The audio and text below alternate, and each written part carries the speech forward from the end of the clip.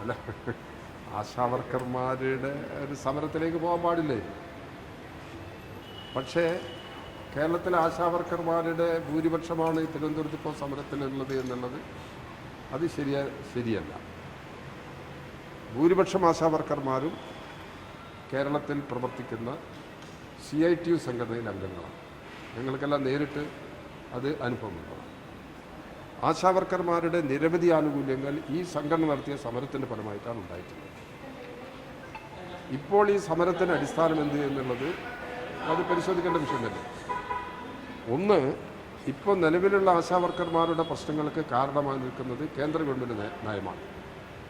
ഇപ്പോൾ തന്നെ 468 കോടി രൂപ ആശാവർക്കർമാരുടെ ആനുകൂല്യം വഴി കൊടുക്കേണ്ടുന്ന തുക കേരളത്തിന് ലഭിക്കാനുണ്ട്. കേരള ഗവൺമെൻറ് പലപ്പോഴും ചെയ്യുന്നത് കേന്ദ്ര ഗവൺമെൻറ്റിൻ്റെ വിഹിതം കിട്ടിയിട്ടില്ലെങ്കിലും ആ വിഹിതം കൂടി ചേർത്ത് ബന്ധപ്പെട്ട ജനവിഭാഗങ്ങൾക്ക് കൊടുക്കുന്ന നിലപാടാണ് കേരള ഗവൺമെൻറ് സ്വീകരിക്കുന്നത്. ഇപ്പോൾ ഉദാഹരണത്തിന് സാമൂഹ്യ സുരക്ഷാ പെൻഷൻ ഇപ്പം എല്ലാ മാസവും പെൻഷൻ കൊടുത്തുകൊണ്ടിരിക്കുന്നുണ്ടല്ലോ.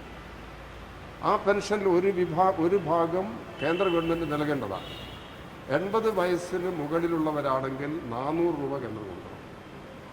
60നും 80നും ഇടയിലുള്ളവരാണെങ്കിൽ 200 രൂപ കൊടുക്കണം കേന്ദ്രം ആ വീതം കൊടുക്കുന്നില്ല.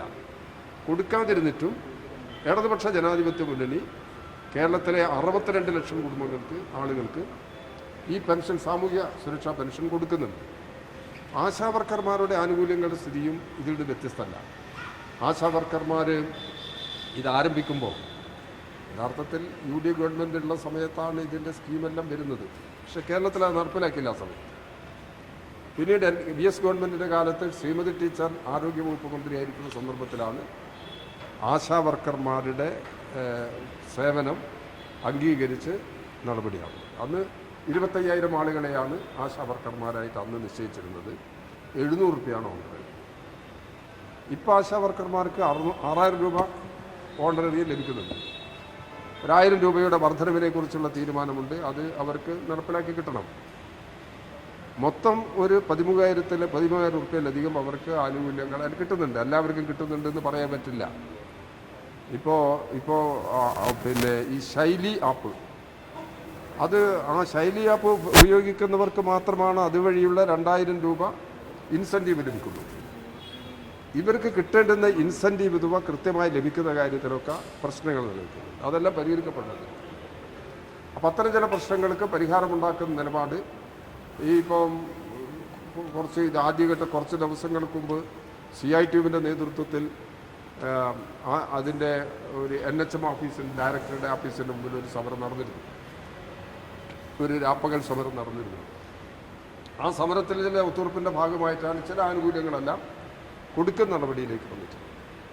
അപ്പോൾ അതാണ് ഇതിൻ്റെ യാഥാർത്ഥ്യം. ഒരിക്കലും ഏത് പ്രശ്നത്തിൻ്റെ അടിസ്ഥാനത്തിലാണെങ്കിലും ആശാവർക്കർമാരുടെ പ്രശ്നങ്ങൾക്ക് പരിഹാരം കാണുക തന്നെ വേണം. അതിൽ അഭിപ്രായ വ്യത്യാസമൊന്നുമില്ല. എന്നാൽ ഇപ്പോൾ നടന്നുകൊണ്ടിരിക്കുന്ന സമരത്തിൻ്റെ പ്രശ്നം ആശാവർക്കർമാരുടെ താല്പര്യത്തിൻ്റെ അടിസ്ഥാനത്തിൽ മാത്രമാണ് ആ സമരം എന്ന് പറയാൻ കഴിയും. കേരളത്തിൽ ഒരുപാട് സമരങ്ങളുടെ അനുഭവങ്ങളുണ്ട്. അപ്പോൾ ആ അനുഭവങ്ങളെല്ലാം വെച്ച് നോക്കുന്ന സമയത്ത് തെറ്റായ ചില പ്രവണതകൾ ഇതിൻ്റെ പുറകിലുണ്ട്. അത് ആ നിലയിൽ ചൂണ്ടിക്കാണിച്ച് പ്രശ്നങ്ങൾക്ക് പരിഹാരം കാണുന്നതിന് വേണ്ടിയുള്ള നിലപാടാണ് പൊതുവെ ഗവൺമെൻറ് ഇക്കാര്യം സ്വീകരിക്കുന്നത്. ഇടതുപക്ഷ ജനാധിപത്യ മുന്നണിയുടെ നിലപാട് പോലും ഇപ്പോൾ ട്രേഡ് യൂണിയൻ സംഘടന, എല്ലാ ട്രേഡ് യൂണിയൻ സംഘടനകളും ആശാവർക്കർമാരുടെ ഇടയിലുണ്ട്. ആ ട്രേഡ് യൂണിയൻ സംഘടനകളൊന്നും PNDC ഉണ്ട്, BMS ഉണ്ട്, ATC ഉണ്ട്, CITU ഉണ്ട്, മറ്റ് സംഘടനകളെല്ലാം ഉണ്ട്. അങ്ങനെ ട്രേഡ് യൂണിയൻ ആ തരത്തിലുള്ള ട്രേഡ് യൂണിയൻ സംഘടനയുടെ നേതൃത്വത്തിലല്ല ഈ സംഘടന. എന്നാൽ ഇത് ഗവൺമെൻറ്റിനെതിരാണ് എന്നുള്ളത് കൊണ്ട് കുറേ ആളുകൾ ഇതിനു വേണ്ടി പിന്തുണ നൽകുന്നു. അത് സ്വാഭാവികമായിട്ടും ഈ പ്രശ്നങ്ങൾ പരിഹരിക്കുന്നതോടൊപ്പം പരിഹരിക്കുക, അല്ലെങ്കിൽ കുറച്ച് ദിവസങ്ങൾ കഴിയുമ്പോൾ സ്ഥിതിഗതികളിൽ മാറ്റം വരും. അപ്പോൾ ആശാവർക്കർമാരുടെ ഏതെങ്കിലും പ്രശ്നങ്ങൾ പരിഹരിക്കാനുണ്ടെങ്കിൽ അത് പരിഹരിക്കണം എന്ന് തന്നെയാണ് ഇടതുപക്ഷ ജനാധിപത്യ മുന്നണിയുടെ നിലപാട്.